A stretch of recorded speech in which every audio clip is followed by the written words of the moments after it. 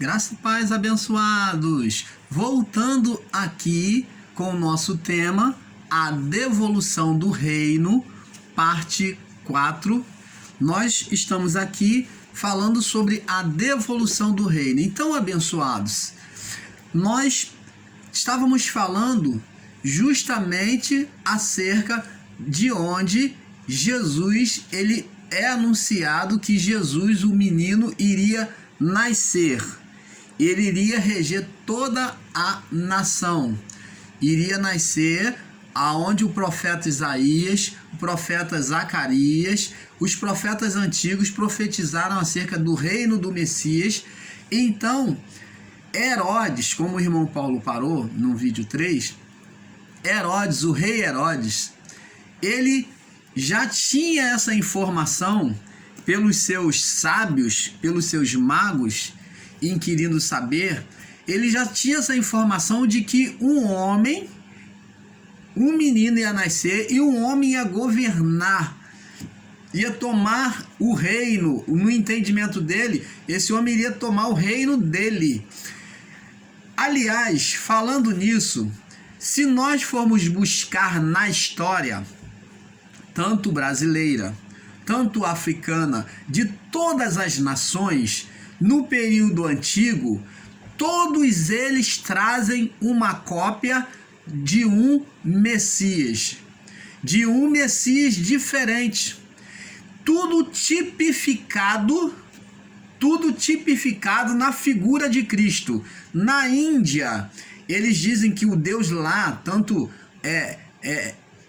no islamismo como Maomé, como na Índia tem o Deus Shiva, que também foi, segundo eles, nasceu no mesmo, a história se identifica com a mesma história do nascimento de Jesus. Então, amados e abençoados, se você desejar fazer busca no YouTube, estudar, você vai ver que esses evangelhos pregados em outros países falam do nascimento do menino que também ia reger as nações. Então eles pautaram a história e colocaram tudo identificado com a história do nascimento de Jesus. Se observarmos, todas essas nações trazem a mesma história sobre a aparição de um líder, de um chamado para nós Messias. Eles têm o Messias dele, aquele que iria nascer e reger as nações. Então cada país trazia já a sua história e esperava por um Messias. Tudo tipificado, baseado nos ensinos bíblicos dos profetas, só que cada um teve um entendimento diferente e tipificou o seu Messias. Na África, o povo tinha um Messias diferente. Na Índia, o povo tinha um Messias diferente, que eu creio que seja, acho que era o Deus Shiva.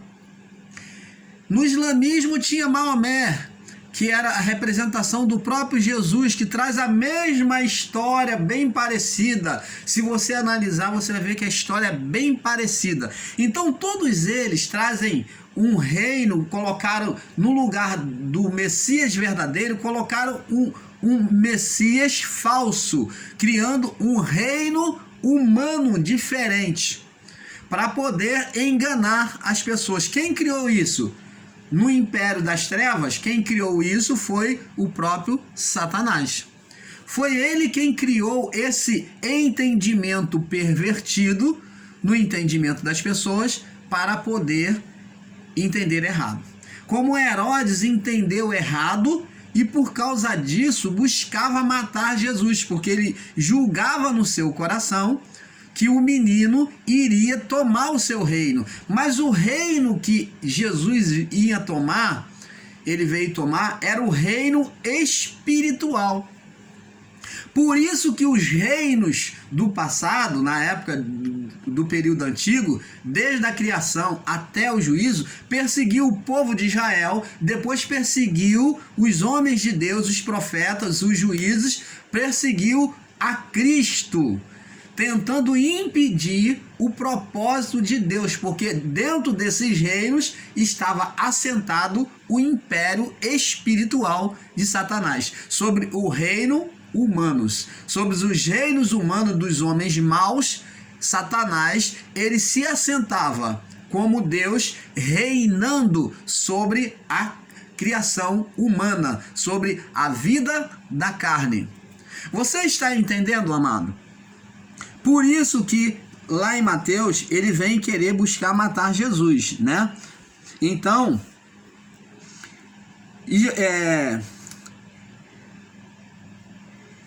então agora, amados, nós vemos que Jesus, já adulto, começa a pregar o evangelho, aonde João já havia anunciado. Ele disse, João vinha dizendo, está próximo o reino dos céus. E Jesus vem depois, já no seu ministério, quando João é preso, e então quando João é preso, ele prossegue na propagação do evangelho, para não parar a pregação, ele prossegue pregando e anunciando. Então Jesus já vem dizendo, em outras palavras, ele vem dizer, João falava, está próximo, e Jesus ele vem anunciar dizendo, é chegado a vós. Por que que Jesus vem dizer que é chegado a vós? Porque a manifestação do reino dos céus, do reino de Deus, estava nele próprio.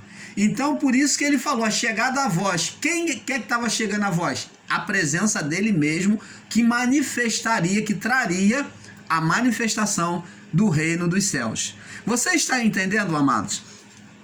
Então, abençoados, nós temos que ter um entendimento perfeito. Vamos lá no livro de Salmos, olha o que já dizia acerca do reino. Vamos lá, Salmos 19. Você já deve conhecer esse Salmo 19. No verso 1, do verso 1 ao 14, diz assim: os céus, presta atenção, observa, antes da vida de Cristo ao mundo, essa profecia já tinha sido dita pelo salmista Davi, já tinha sido anunciada pelo salmista Davi. Os céus proclamam a glória de Deus. Os céus proclamam a glória de Deus, e o firmamento anuncia as obras das suas mãos. Então preste atenção. Aqui o salmista Davi estava dizendo que os céus já anunciavam a glória de Deus. Já anunciava o que o salmista Davi está dizendo? Já anunciava o que existia em Deus em glória. Então está falando das coisas celestiais. Lembra que o irmão Paulo explicou lá no primeiro vídeo, aonde Jesus ele ensina a orar, ele diz: seja feita a tua vontade, assim na terra, aqui na terra, como é feita nos céus. Então ele diz que as figuras que estão nos céus seriam apontadas na terra. Você está entendendo, amado? Então aqui essa palavra está similar. Os céus proclamam a glória de Deus. Então a criação dos céus é para que o homem contemple e veja a imensidão.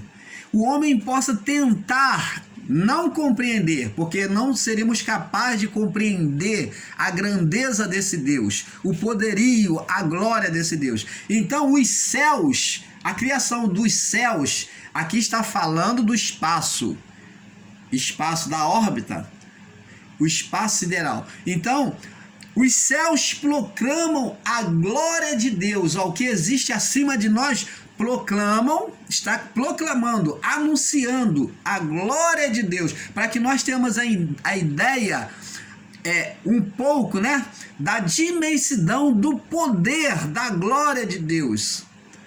Então, olhando e contemplando as estrelas, se você subir numa espaçonave e andar por esse espaço, né, celestial aí, sideral, você vai ver os astros, então você vai ficar maravilhado.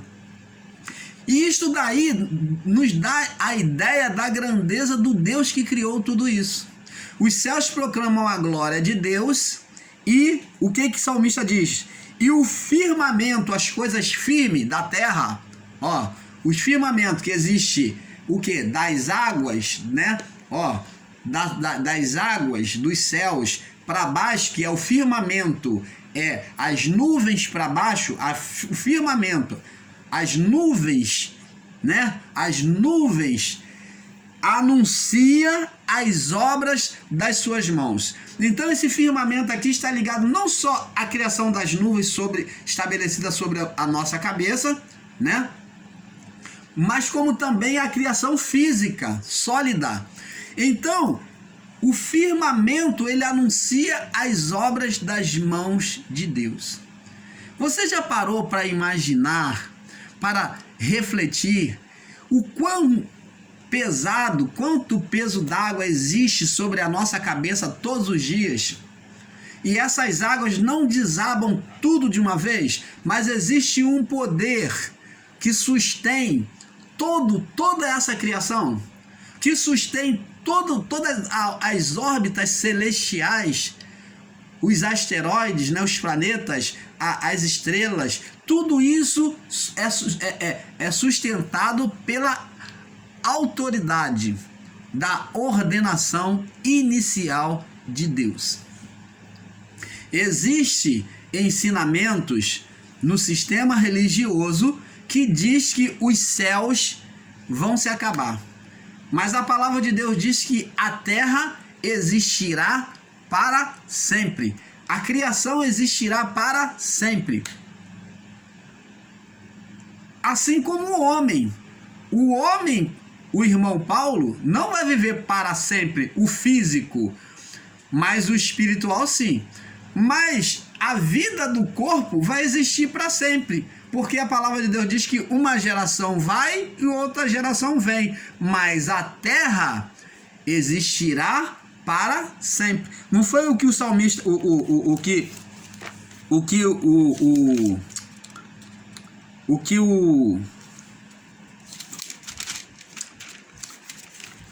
o sábio Salomão disse? O sábio Salomão, vamos lá no livro de Eclesiastes, para nós termos esse entendimento. Eclesiastes, capítulo 1. Vamos lá. Eclesiastes, capítulo 1. Diz aqui, ó. Eclesiastes 1:4 diz assim: uma geração vai e a outra geração vem, mas a terra para sempre permanece. Então o ensino de que essa terra vai pegar fogo, que o irmão Paulo cansou de cantar, né? Mas essa terra vai pegar fogo, aonde é que você vai morar? Eu vou morar com Jesus lá no céu. Então até o cântico, por mais bonitinho que seja, mas o cântico ele é errôneo. A terra não vai se pegar fogo. Porque nem no período de Sodoma e Gomorra a terra pegou fogo, houve saraiva de fogo, meteoros caindo sobre Sodoma e Gomorra. Deus lançou fogo exclusivamente sobre aquela cidade de Sodoma e Gomorra. E como é que se ensina que a terra vai pegar fogo? Aqui está dizendo, olha, uma geração vai, Eclesiastes 1:4. Uma geração vai, outra geração vem. Olha, o irmão Paulo um dia não existirá mais no corpo, na vida do corpo. O espírito vai ser recolhido para Deus. Seja pela velhice, ou seja por um acontecimento por acaso, se Deus o permitir, o irmão Paulo será retirado dessa vida. E assim como você e como todos nós, uns serão tirados pela idade, uns serão tirados como desculpa nesta vida, né, na vida do corpo, que ela é fragilizada, a vida do corpo, a carne, o corpo carne, ficarão doentes, perecerão. Outros serão pegos de surpresas por um acaso desta vida, uma tragédia, um acidente, e também perecerão. Uns por uma queda sem motivo vão cair e vão daí gerar um estado de doença e talvez de morte. E outros morrerão até dormindo. Eu tive uma avó, minha avó, eu lembro da minha falecida avó, que eu era muito apegada a ela, e ela era muito batalhadora. Mas ela, eu creio que ela era cardíaca, como naquela época não tinha tanto acesso à medicina, não tinha tanto desenvolvimento como existe hoje. Glória a Deus por isso, né? Existem pessoas ignorantes que maldizem a ciência quando deveriam bem dizer, porque a ciência é a sabedoria do Pai desenvolvida no homem, de uma geração passando para outra. Mas os ignorantes da religião condenam o estado da ciência, como muitos ignorantes estão aí tentando proibir as pessoas de tomar, ensinando e tentando impedir as pessoas de tomar a vacina, dizendo que está colocando genes para deformar o DNA humano. Isso é uma bruta ignorância. Mas voltando da minha vozinha, ela morreu dormindo, ela era cardíaca. Se ela tivesse hoje numa condição atual, ela seria tratada e não iria morrer dormindo. Ela de repente infartou dormindo e quando fomos ver, do meu lado estava minha avó lá, dura lá. Morreu dormindo e nós, no meu estado, quando criança, eu vi, morreu como um passarinho, meus pais falavam, né, para suavizar a situação. Mas morreu dormindo, talvez tivesse sufocado ou talvez até parou realmente o coração. Então, amados, temos que entender que a vida do corpo, carne, ela não é para sempre, ela não é eterna, assim como a alma não foi. A vida da alma no passado, ela não era eterna, porque na vida da alma existia condenação pelas obras da carne. Agora, o que volta para Deus? Hoje temos o corpo, o espírito. Quando o corpo perece, quem dá vida ao corpo é o espírito hoje. Então, quando o corpo perece, o espírito volta para Deus. Vai agora reinar no reino celestial. Uma geração vai e outra geração vem. Tudo vai passar. Só o espírito humano que volta para Deus. Mas a terra para sempre permanece. A criação de Deus não se desfará porque o irmão Paulo vai morrer. A criação de Deus não se desfará porque uma congregação vai se acabar. Existe uma interpretação errônea por parte do povo, principalmente evangélico, do sistema religioso evangélico, que diz que as portas do inferno não prevalecerão contra a igreja de Deus. Uma deturpação de entendimento literal. E eles julgam e acham que Deus vai proteger a congregação. Entenda, amados e abençoados, não sejamos ignorantes. Deus não habita em templo feito pelas mãos do homem. Deus não habita em templos de pedra. Deus não habita em templos físicos. E Deus não habita no corpo, na vida do corpo do homem. Deus habita no nosso espírito. O nosso espírito é que é o receptáculo, é aonde Deus habita. Porque ali não há condenação. A vida do corpo é para o corpo, é para esta vida. E na vida do corpo, nós expressamos o obedecer a Deus na vida do corpo, na vida da carne, ou não. Mas o espírito que dá a vida ao corpo, ele vai ser recolhido para Deus, independente da sua manifestação no corpo. No passado, havia condenação para a vida do corpo, que foi a alma. Porque a alma condenou o espírito, eram juntas. Alma e espírito, porque os dois era espiritual. Eram juntas, eram dois em um. Mas a alma foi retirada do corpo, foi separada na crucificação, aonde a alma foi condenada. E agora Deus traz a nós a vida do espírito. Você está entendendo, amado? Então, amados, independente do que o homem faça, o espírito vai voltar para Deus, porque não há mais condenação. Agora, então, irmão Paulo, vale a pena eu poder fazer o que eu quiser nesta vida, praticar carnalidade e tudo bem. A vida do corpo é sua. E tudo que você semear, como Paulo diz lá em Gálatas 5:7, Gálatas 5:7 ou 6:7, me parece, né? Então Paulo diz aqui, ó, não erreis. Paulo diz, não erreis, porque aquilo que o homem semear, ele também ceifará. Se você semeou corrupção, você vai colher corrupção. O que você semeia é contra você mesmo, porque o juízo agora de Deus não é mais pela vida da alma. O juízo agora é na vida do próprio corpo. A vida do corpo vai frutificar aquilo que você plantar. Você está entendendo, amado? Então diz aqui, ó.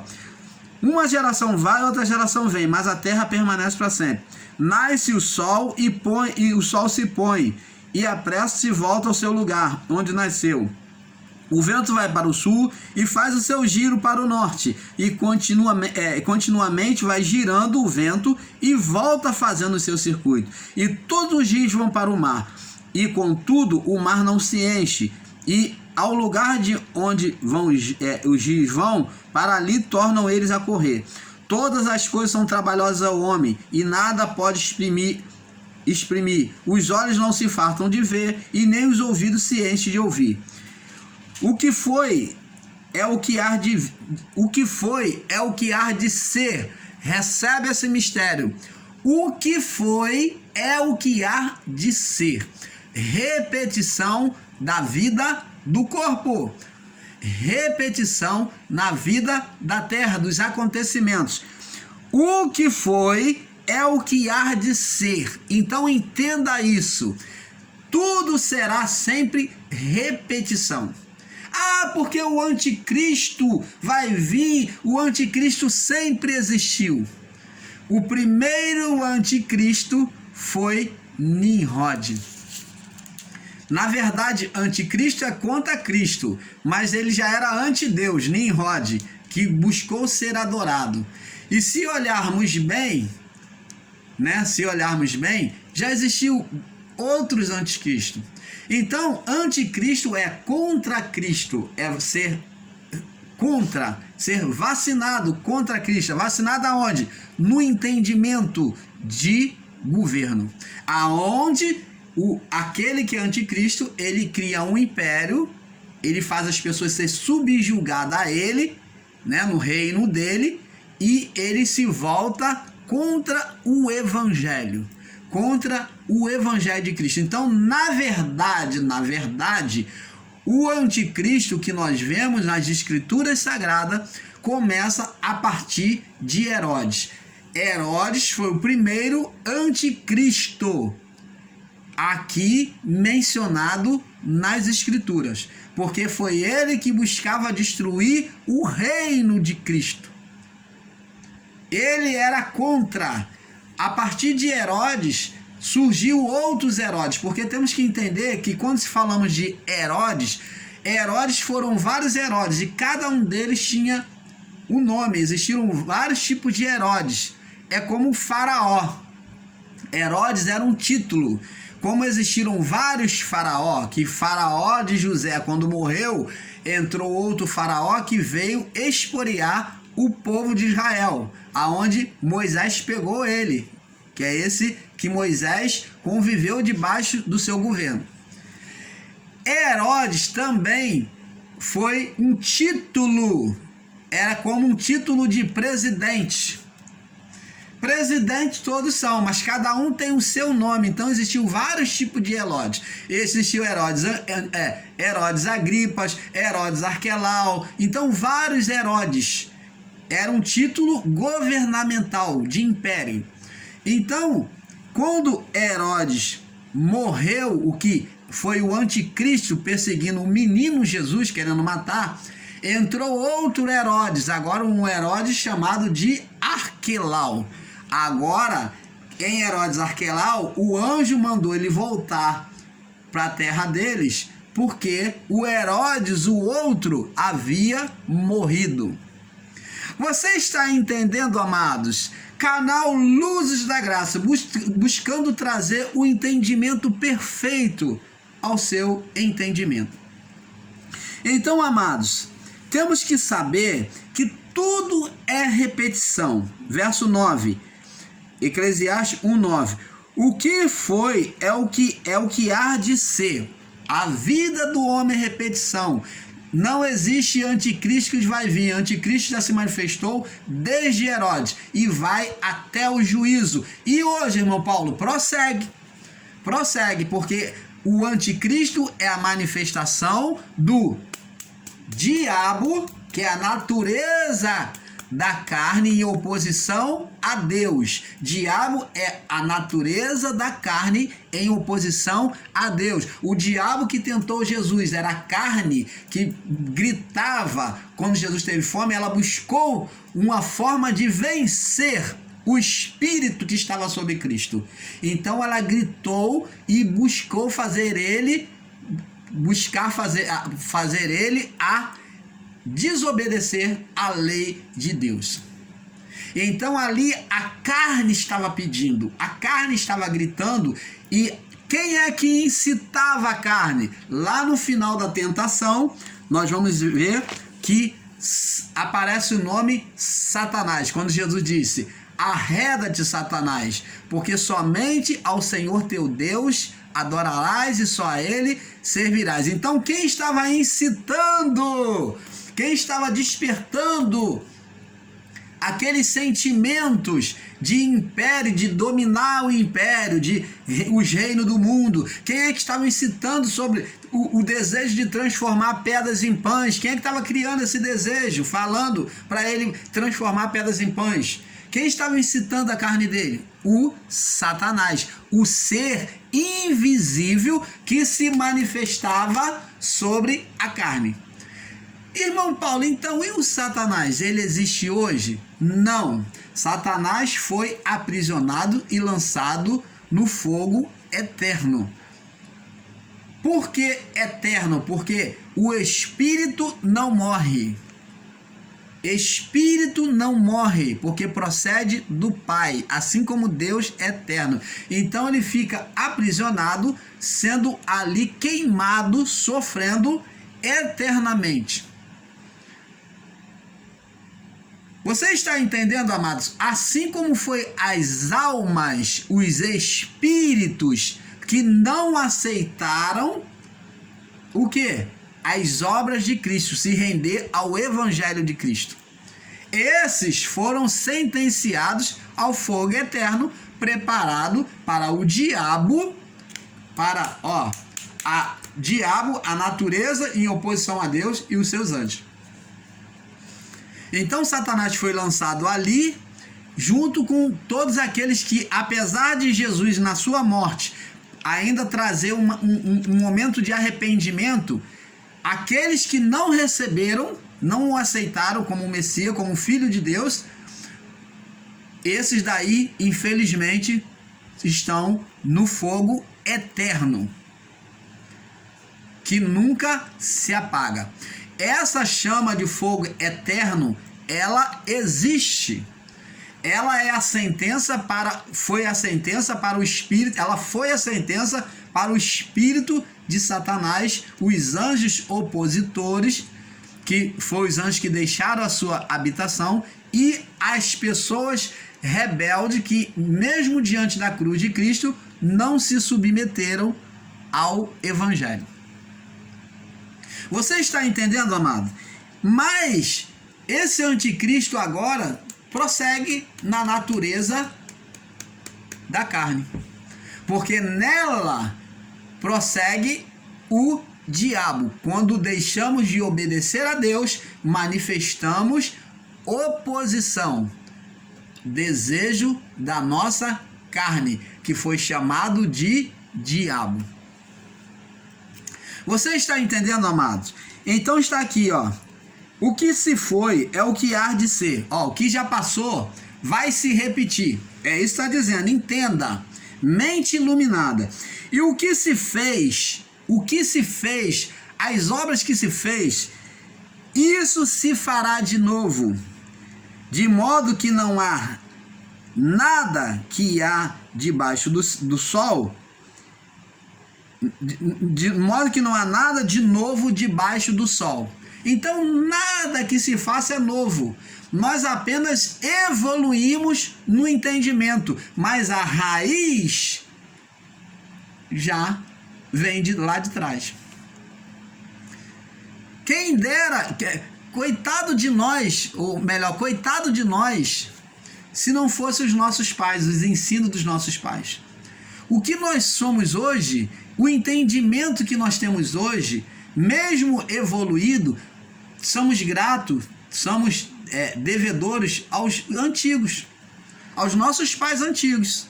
Eles é que trouxe a ciência para nós e nós apenas desenvolvemos.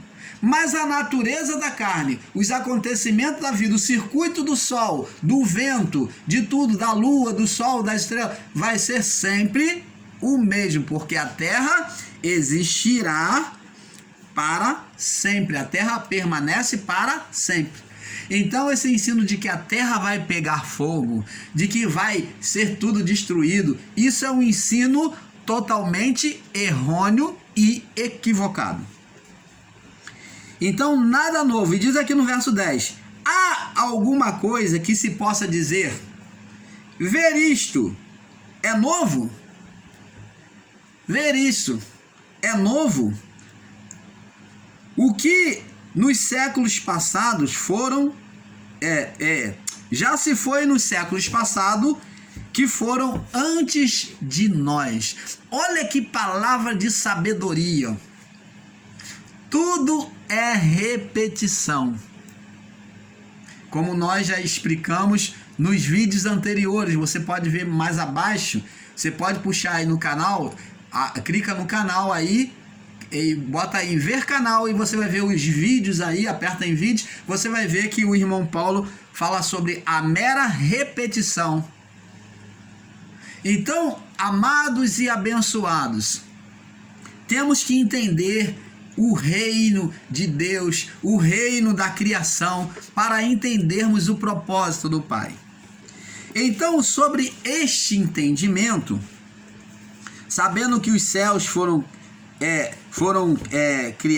criados e tudo é repetição, e que agora sobre o governo da vida do corpo, sobre o governo da carne, aqueles homens maus foram usados para combater contra o governo espiritual de Deus, para tentar impedir a manifestação do reino dos céus. Então, amados, sabendo abençoados que as imagens do céu foram postas na criação, temos que ter entendimento de forma espiritual de que Satanás criou o império de homens maus para dominar e expoliar o outro homem. Vamos lá em Mateus 10. Mateus 10. Agora nós vamos avançando, tá? Para nós passarmos para o próximo vídeo. Mateus 10, 36. Mateus 10, 36. Diz assim: assim os inimigos do homem será... Vamos ler aqui do verso 34. Mateus 10, 34. Diz assim: não cuideis que vim trazer a paz na terra. Jesus falando. Não vim trazer a paz, mas vim trazer a espada. Ele veio trazer divisão. Ele diz que o ensino dele veio dividir os homens, porque ele veio trazer agora um entendimento contrário àquilo que estava sendo ensinado. Eu não vim porque eu vim pôr em dissensão o homem contra o seu pai. Você está vendo que ele vem trazer agora divisão. Eu vim pôr em dissensão o homem contra o seu pai, e a filha contra sua mãe, e a nora contra sua sogra, porque assim os inimigos do homem serão seus familiares. Quem ama seu pai e sua mãe mais do que a mim, não é digno de mim. Quem ama o filho ou a filha mais do que a mim, não é digno de mim. Quem não toma a sua cruz e não segue após mim, não é digno de mim. Quem achar a sua vida, perdê-la-á. E quem perder a sua vida por amor de mim, achá-la-á. Então, aqui, esses acontecimentos aqui, nesses versos finais que o irmão Paulo leu, fala sobre a vida do povo que existiu na época de Jesus até o juízo. Ele está dizendo que agora haveria um conflito de entendimento. Do pai contra a filha, da mãe contra a filha, da nora contra a sogra. Por quê? Porque o ensino que Jesus trazia seria contrário ao ensino que as pessoas tinham. Então isso iria criar uma divisão. E vamos trazer um entendimento perfeito?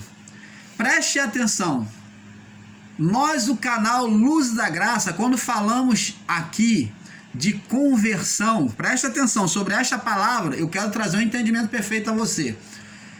Jesus, ele veio fazer oposição. Jesus foi, no termo espiritual, o opositor ao reino do mundo, quando Satanás foi opositor ao reino de Deus. Por isso que ele formou o império, ele ganhou a vida do corpo, o domínio sobre a vida do corpo.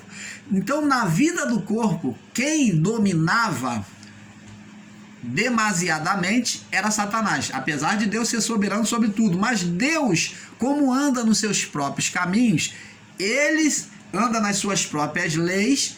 Ele, uma vez que o homem glorificado entregou a Satanás este reino, Deus se submete às suas próprias leis.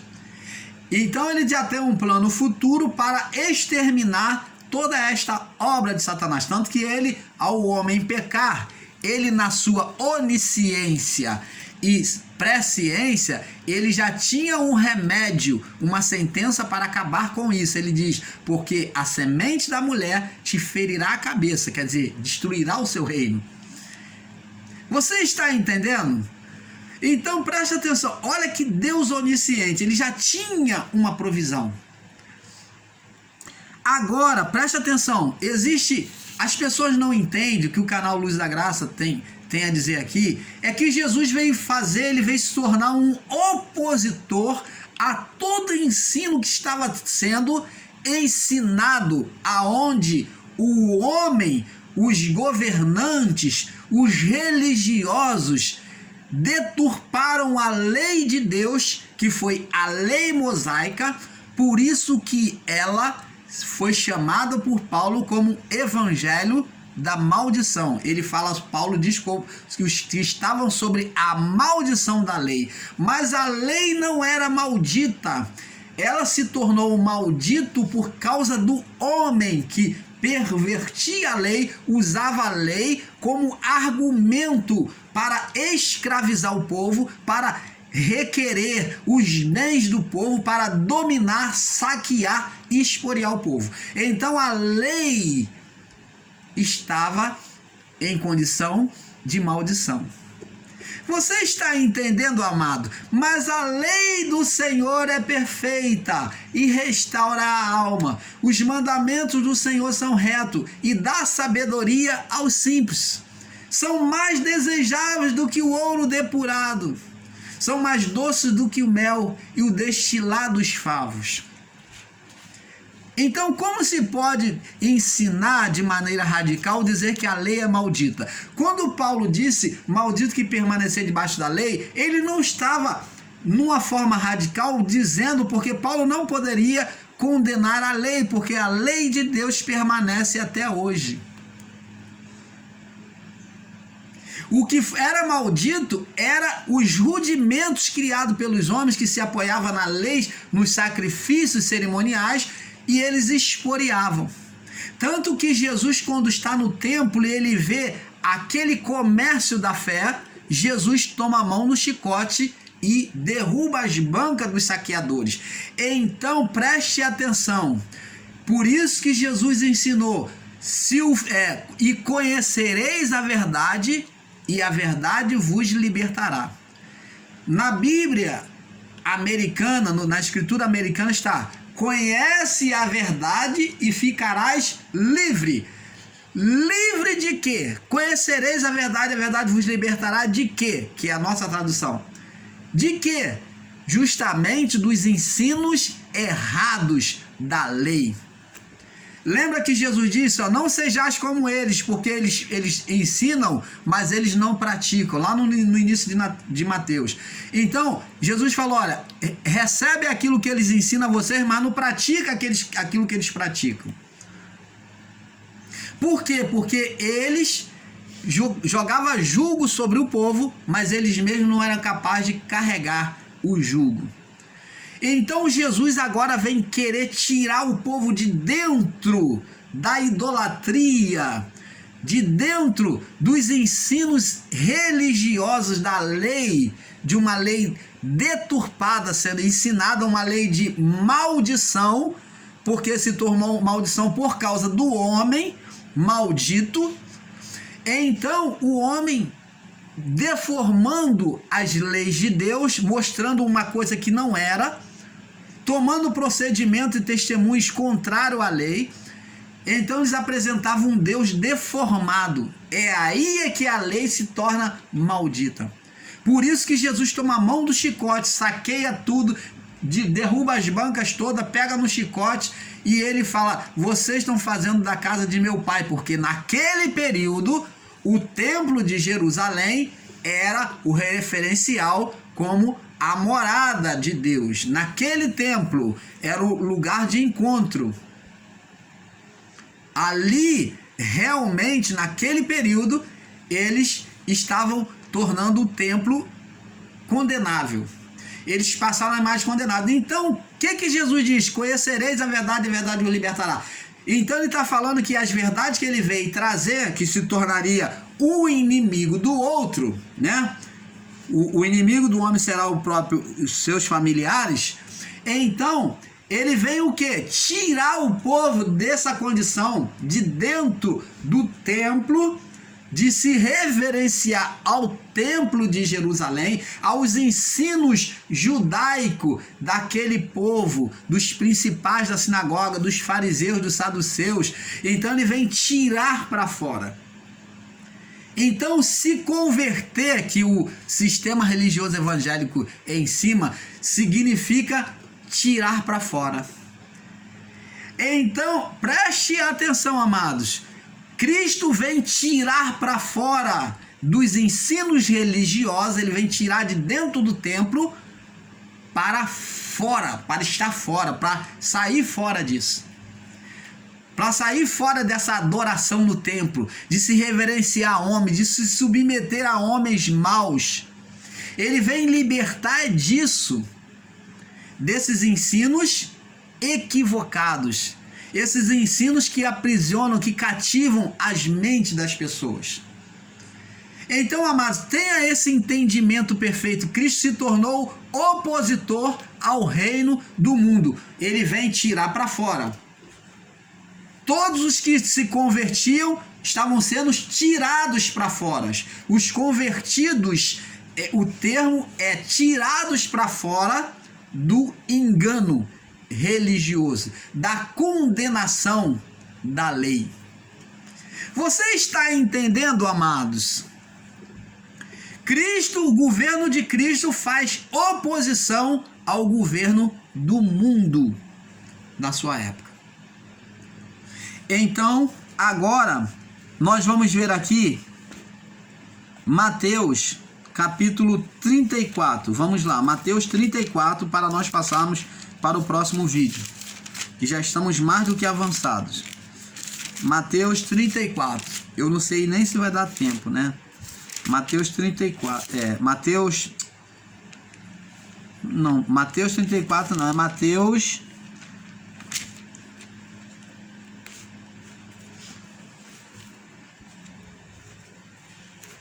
Vamos passar para o próximo vídeo, amado, porque o tempo está curto. Estamos em 44 minutos. Então, porque é pouco a pouco. Vamos passar para o próximo vídeo, porque é um pouco aqui, um pouco ali. Então, de pouco a pouco, nós vamos avançando no entendimento perfeito do Pai. Vamos para o vídeo 5. Fique na paz.